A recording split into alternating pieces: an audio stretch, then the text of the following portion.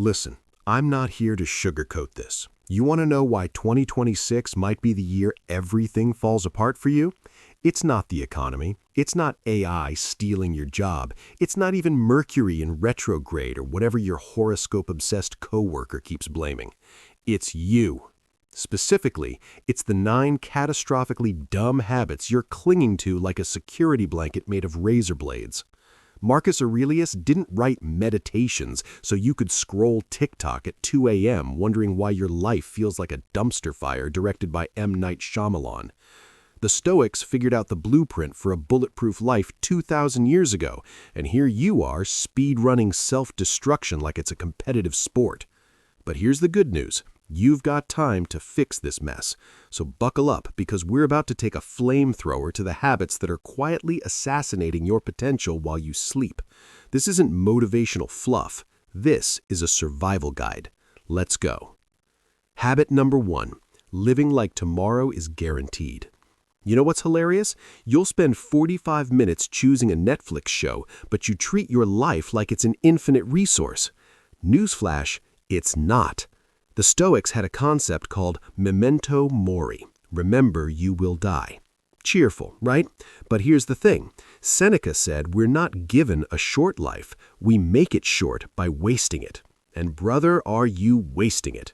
You hit snooze 17 times. You say, I'll start Monday. You tell yourself there's always tomorrow to have that difficult conversation, start that business, finally hit the gym, read that book, learn that skill.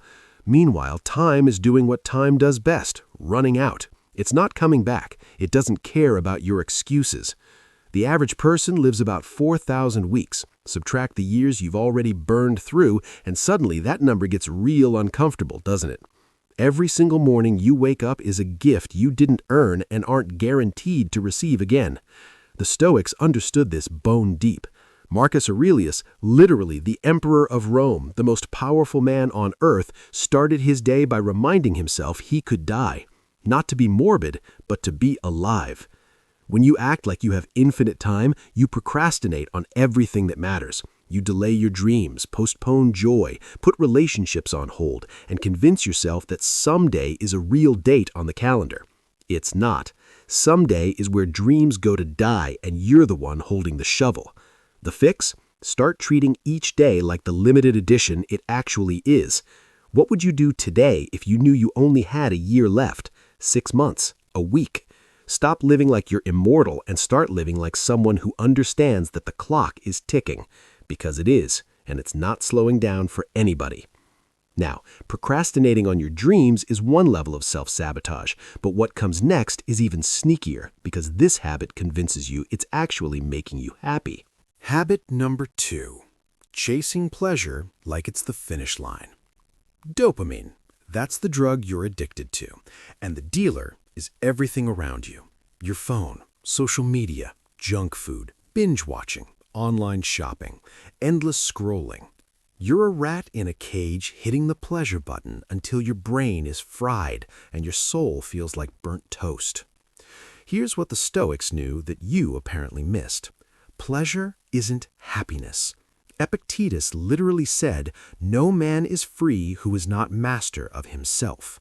And you're a slave to the next notification, the next like, the next hit of instant gratification. You've outsourced your emotional state to algorithms designed by Stanford engineers whose entire job is to keep you addicted. Think about it. You can't sit in silence for 5 minutes without reaching for your phone. You can't finish a meal without photographing it. You can't experience a sunset without posting it. You've traded being present for appearing present, and the cost is your actual life. The Stoics called this hedonic adaptation. Well, not in those words, but they understood the concept. Chase pleasure and it runs faster. Achieve it and it evaporates. It's a treadmill that goes nowhere while convincing you you're making progress. Seneca watched Rome's elites stuff their faces at banquets, then purge so they could eat more. Sound familiar? Different century, same stupidity. We just replaced vomitoriums with doom scrolling and sugar crashes. Marcus Aurelius had access to everything, the finest wines, foods, entertainment, absolute power, and he chose discipline instead. Why? Because he understood that real fulfillment doesn't come from accumulating pleasures. It comes from accumulating character. Every time you choose the easy dopamine hit over the hard, meaningful work, you're making a trade. You're trading long-term satisfaction for short-term numbness.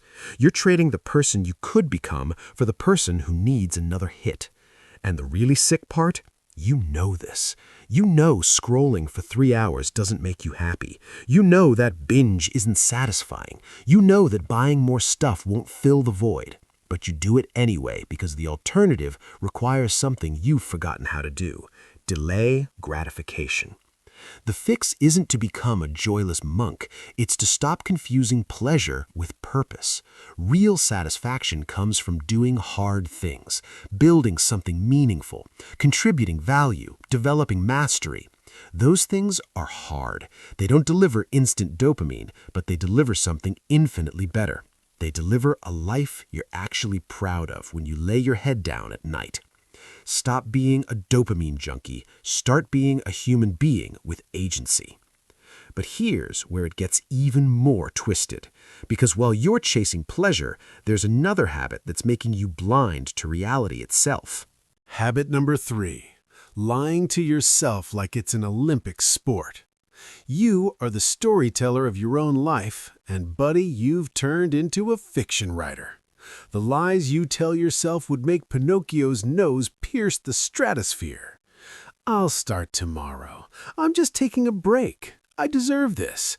It's not that bad. I'm different. This time will be different. Marcus Aurelius said, "Everything we hear is an opinion, not a fact. Everything we see is a perspective, not the truth." But here's the kicker. The most dangerous opinions aren't from other people. They're the ones you whisper to yourself at 3 a.m. to justify why you're still not living up to your potential.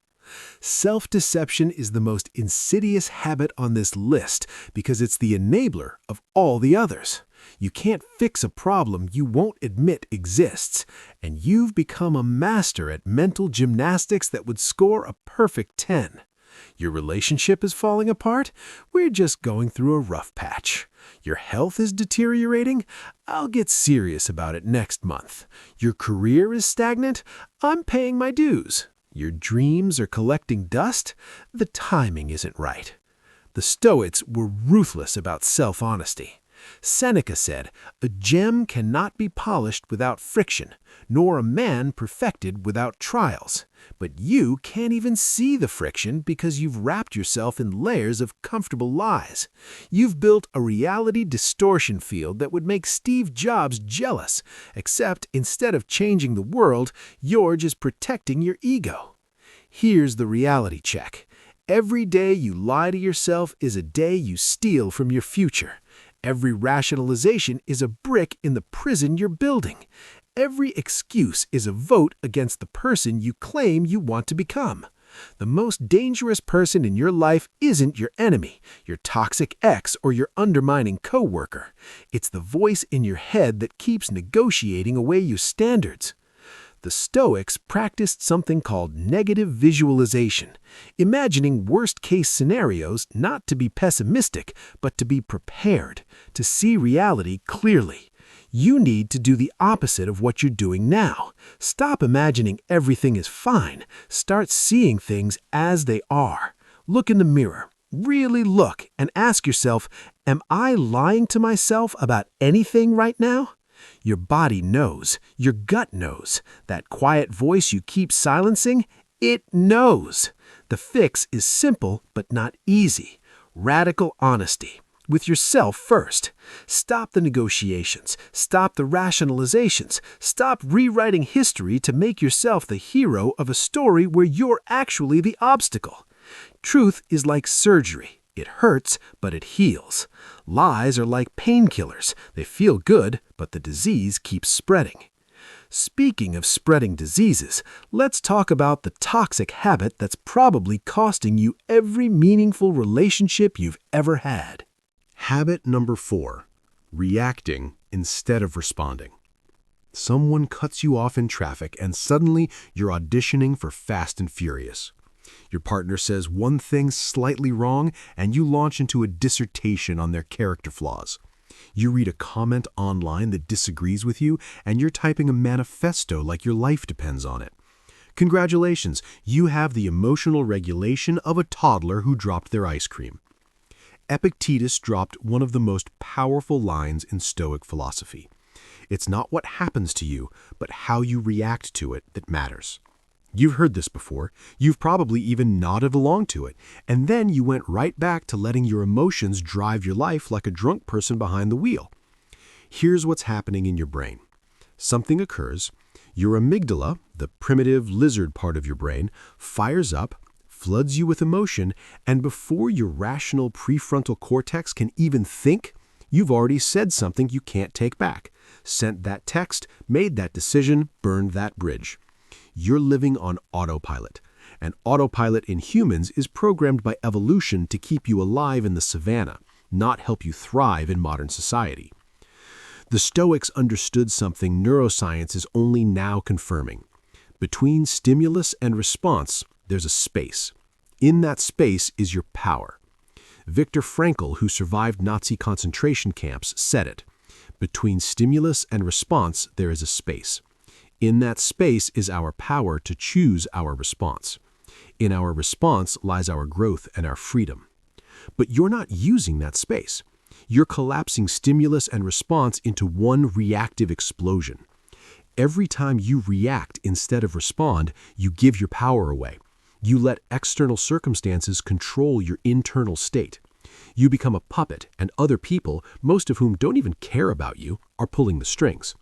Marcus Aurelius, dealing with betrayals, wars, plagues, and the weight of an empire, wrote, "You have power over your mind, not outside events. Realize this and you will find strength." You're getting angry at traffic. He was dealing with barbarian invasions. Get some perspective. The fix? The pause. One breath. 2 seconds. Count to 10. Whatever it takes to create that space between what happens and what you do about it. When someone insults you, pause. When something goes wrong, pause. When you feel that surge of emotion, pause. Ask yourself, is this reaction going to move me toward the person I want to be or away from them? Most of the time, your reactive response is away. Your considered response is toward. Stop being an emotional pinball. Start being a human being with executive function. Now, reacting emotionally destroys relationships in the moment. But this next habit destroys your entire ability to connect with reality. Habit number 5, complaining like it's a career. Let's play a game. Count how many times you complained yesterday about the weather, traffic, your job, politics, your body, other people, the food, the service, the inconvenience, the injustice, the universe's apparent personal vendetta against you specifically. If complaining burned calories, you'd be shredded, but it doesn't. It just makes you miserable and insufferable. Marcus Aurelius said, "When you arise in the morning, think of what a precious privilege it is to be alive, to breathe, to think, to enjoy, to love." Meanwhile, you're arising in the morning thinking about what a precious privilege it would be if your coffee was hotter, your commute was shorter, and people weren't so stupid. See the difference? Complaining is the most socially acceptable form of mental poison. It feels good in the moment. There's a perverse pleasure in bonding with others over shared misery, but it's rotting you from the inside out. Neuroscience shows that complaining literally rewires your brain for negativity.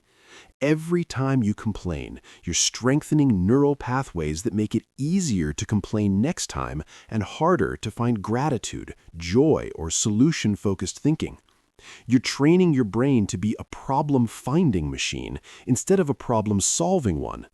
And the really insidious part? You think you're just venting or being realistic. No, you're rehearsing victimhood. You're practicing helplessness. You're becoming the kind of person who finds something wrong with everything, including, eventually, yourself.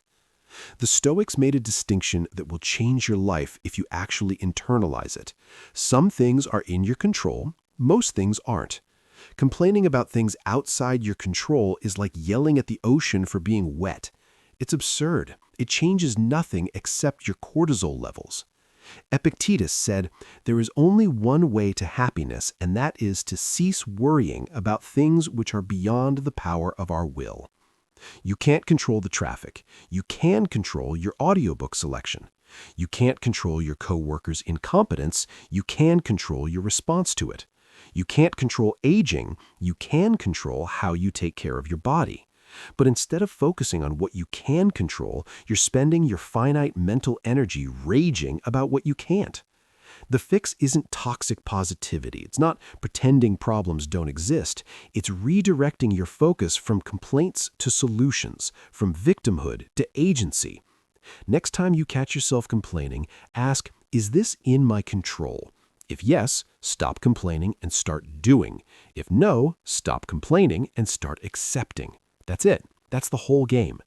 Complaining is like sitting in a rocking chair. It gives you something to do, but doesn't get you anywhere. Stop rocking, start walking. But while complaining keeps you stuck in the present, this next habit is literally stealing your future, one notification at a time. Habit number 6, trading your attention like it's worthless. Your attention is the most valuable resource you possess. It's more valuable than your time, more valuable than your money, more valuable than your possessions. Why? Because attention is where you live. Your life literally consists of what you pay attention to, and you're selling it for pennies to tech companies that turned your eyeballs into their quarterly earnings.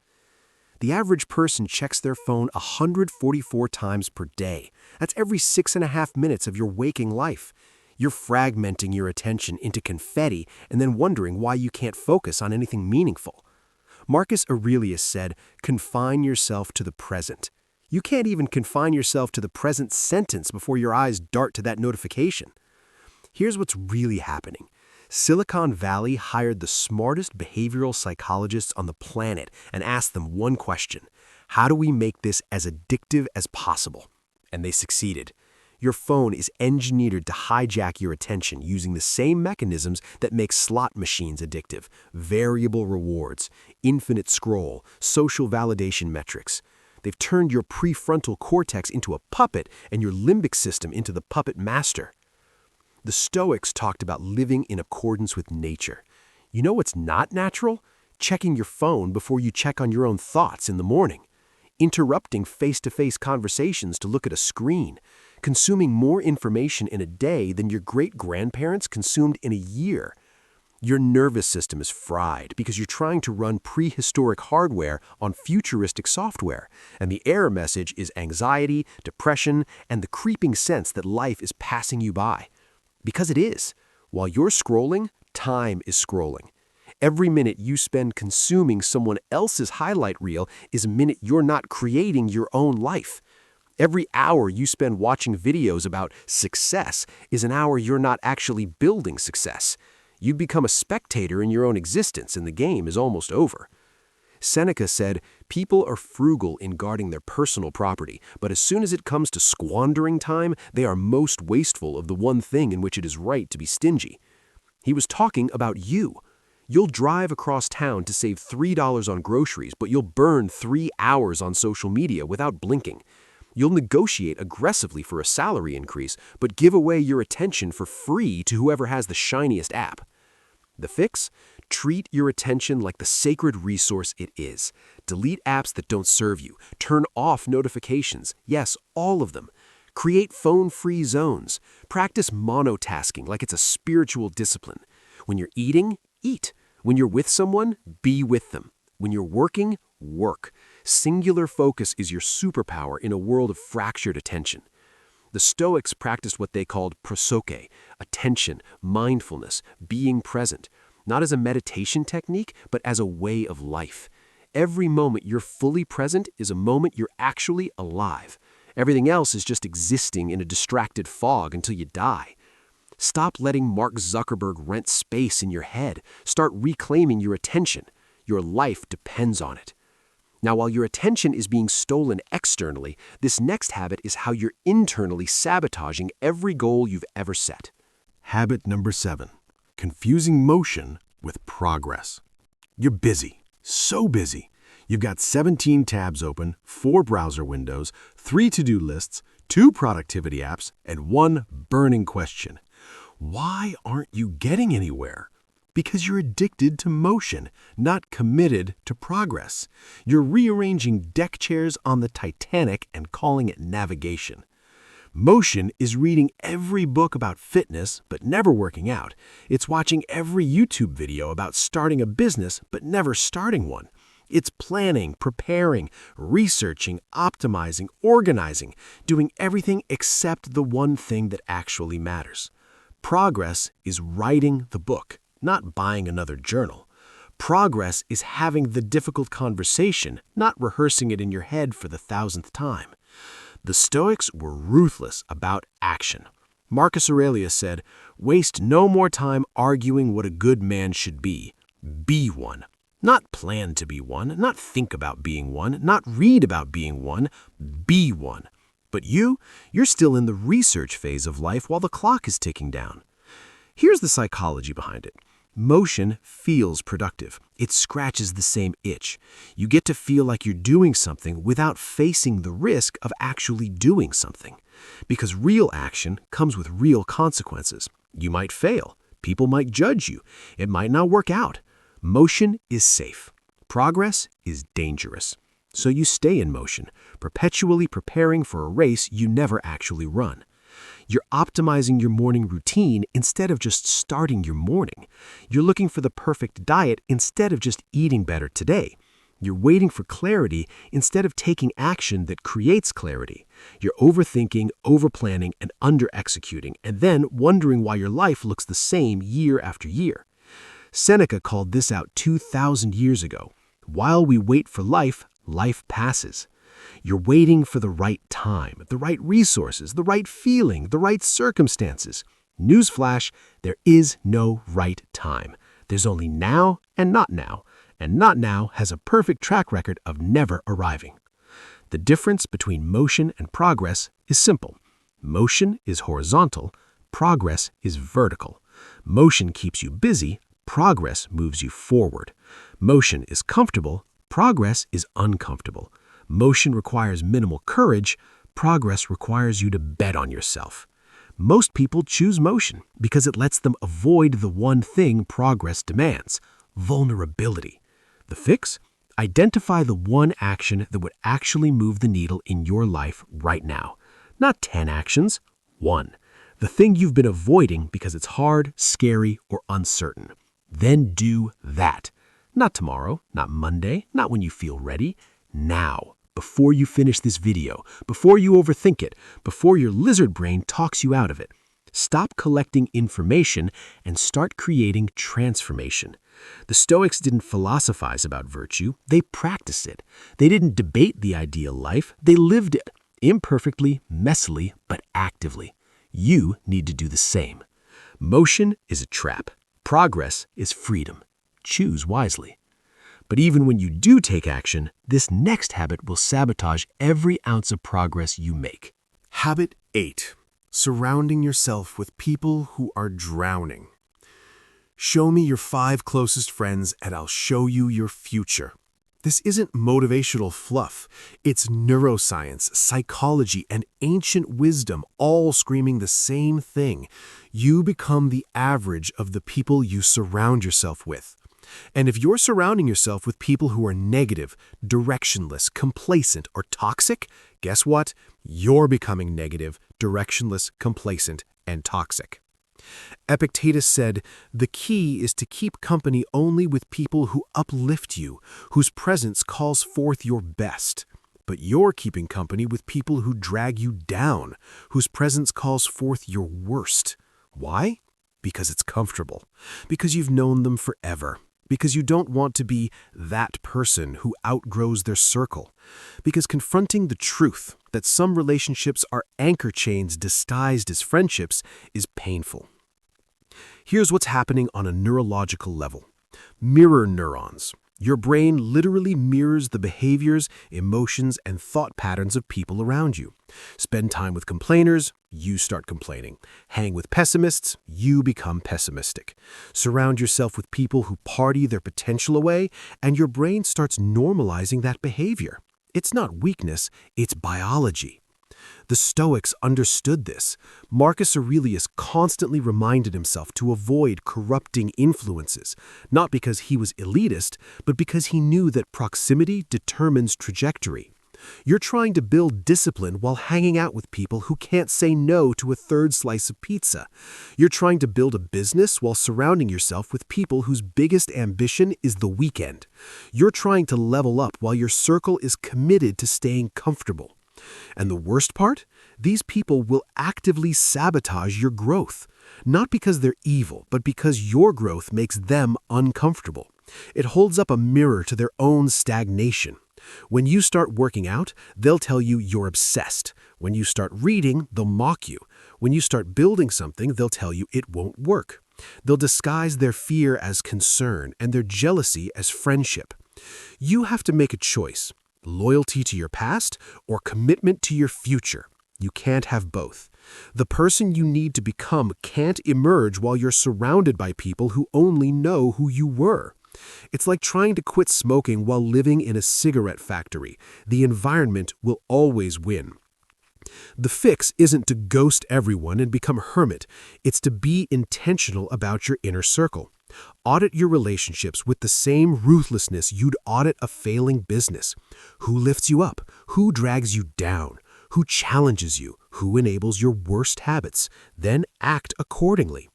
Distance yourself from dream killers. Surround yourself with people who are building, growing, struggling upward. Find mentors, even if they don't know they're your mentors.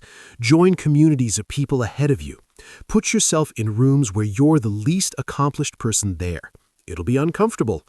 Good. Discomfort is where growth lives. The Stoics chose their companions carefully. You should too.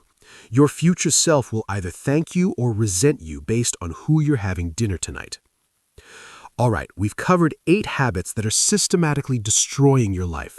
But this final one, this is the master key that unlocks all the others, and it's the one you're probably most guilty of. Habit 9. Waiting for motivation instead of building discipline. Let me guess, you'll start when you feel motivated. You'll hit the gym when you feel like it. You'll work on your goals when inspiration strikes. You're waiting for motivation like it's a bus that runs on a schedule. Newsflash, motivation is a feeling, and feelings are about as reliable as weather forecasts in April. The Stoics had zero patience for this nonsense. Marcus Aurelius said, "At dawn, when you have trouble getting out of bed, tell yourself, I have to go to work. As a human being, what do I have to complain of if I'm going to do what I was born for?" He didn't wait to feel like being emperor. He didn't wait for motivation to lead armies, make decisions, or write philosophy at the end of exhausting days. He had discipline. Here's the reality you need to tattoo on your brain. Motivation is the spark, discipline is the fire.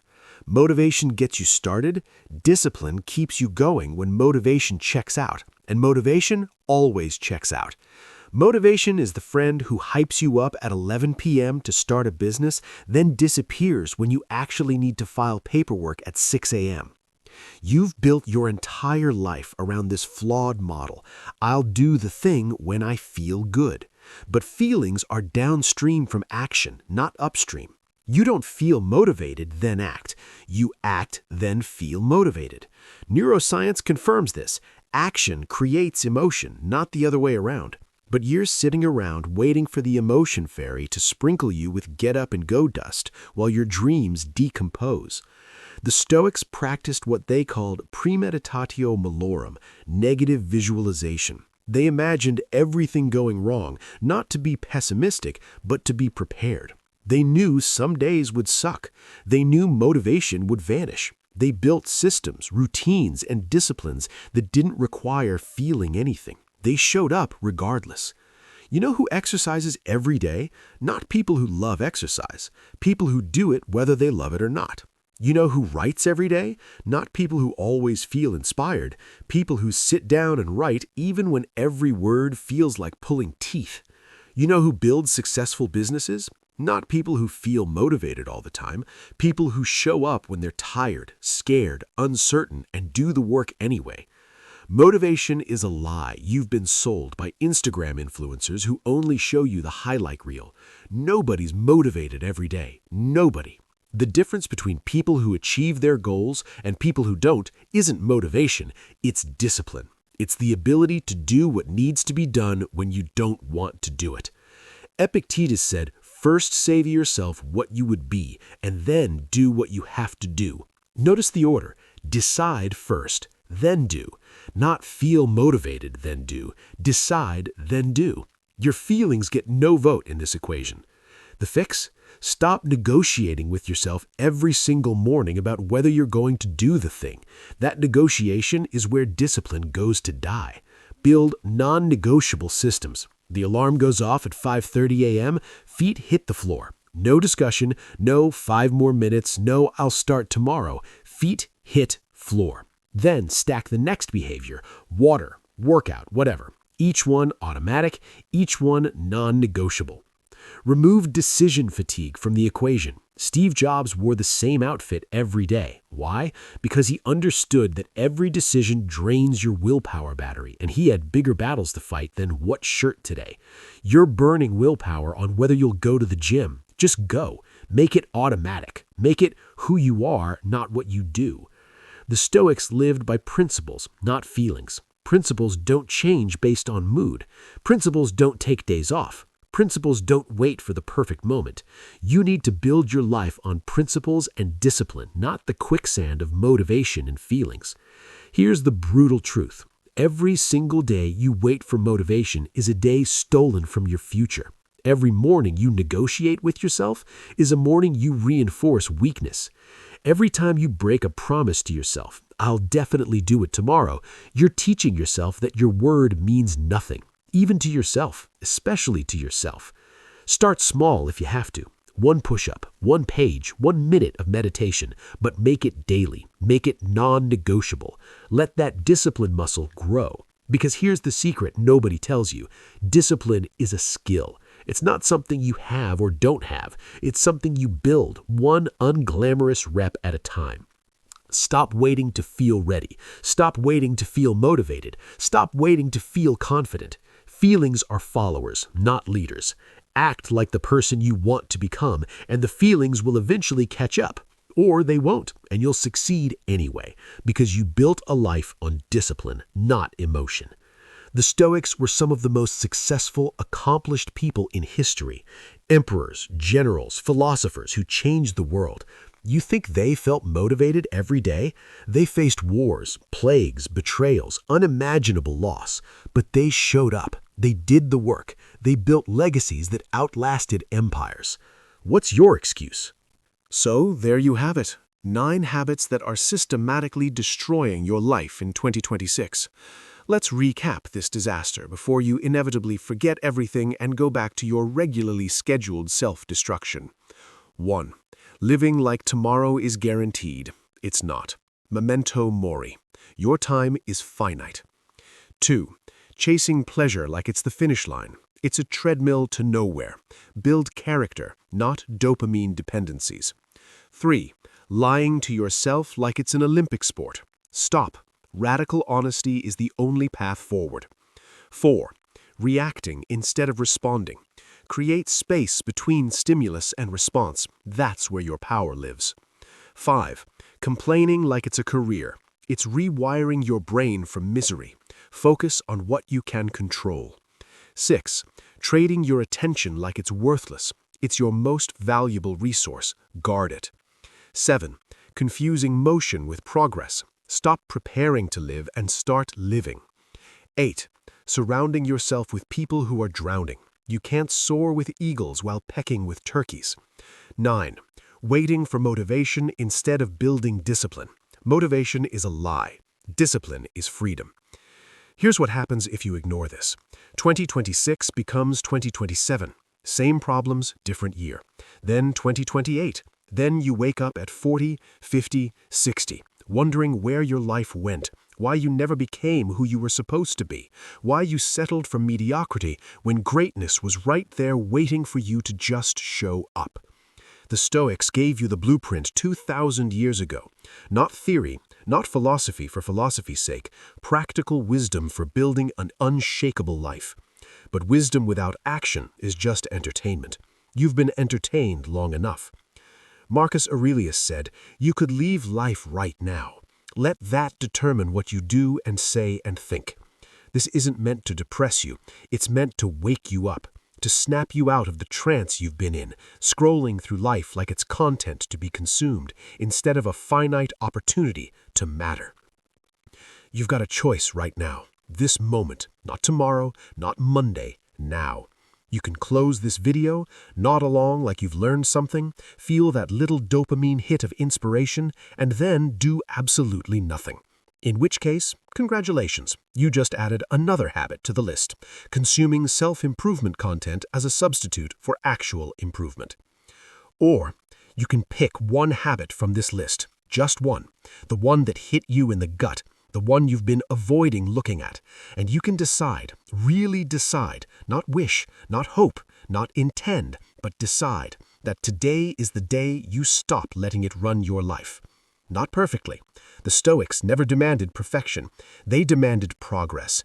Seneca fell short of his ideals. Marcus Aurelius struggled with anger. Epictetus dealt with setbacks. But they kept showing up. They kept refining. They kept building. That's all this is asking of you. Show up. Choose one habit, apply one principle, take one action. Then tomorrow, do it again. Then the next day. String enough of those days together, and you don't just change habits, you change your identity. You become someone who does hard things, someone who keeps their word, someone who builds instead of just consuming. The clock is ticking. It started ticking the moment you were born, and it's not stopping for anyone. You can spend your remaining time making excuses or making progress, being a victim of your habits or the architect of your character, waiting for life to happen or making it happen. The Stoics called it amor fati, love of fate. Not passive acceptance, but active engagement with whatever life throws at you, turning obstacles into opportunities, turning setbacks into lessons, turning pain into growth. You have everything you need right now. Not everything you want, everything you need. You've got this moment. You've got a choice. You've got the wisdom of centuries at your fingertips. The only question is, what are you going to do with it? Stop watching, start doing. Stop planning, start building. Stop waiting for permission, give it to yourself. Stop living like you have unlimited time. Start living like today matters, because it does. Today is all you have. It's all anyone has. The past is gone, the future is imaginary. This moment, right now, is the only thing that's real. And you get to decide what you do with it. So decide. Not tomorrow, not later, now. Which habit are you fixing first? Drop it in the comments. Make it public, make it real. Let the accountability start here. And then, here's the important part, follow through. Let me see you in the comments in a week, a month, 3 months, reporting back on the progress. Don't just consume this content, use it. The Stoics wrote their philosophy to be lived, not just read. Marcus Aurelius wasn't writing for publication, he was writing to himself, to keep himself on track, to remind himself of his principles when the weight of the empire was crushing. You don't need an empire to need this wisdom. You just need a life you want to be proud of. You just need to stop sleepwalking through your days. You just need to wake up. This is your wake-up call. The Stoics are offering you a hand. I'm offering you the truth, unfiltered and unapologetic. The question is, are you going to take it? Or are you going to hit back on that dopamine button, scroll to the next video, and pretend you never heard any of this? Your move. Make it count. Because 2026 is here, and it's either the year everything changes or the year you look back on with regret. Choose wisely. Now get to work.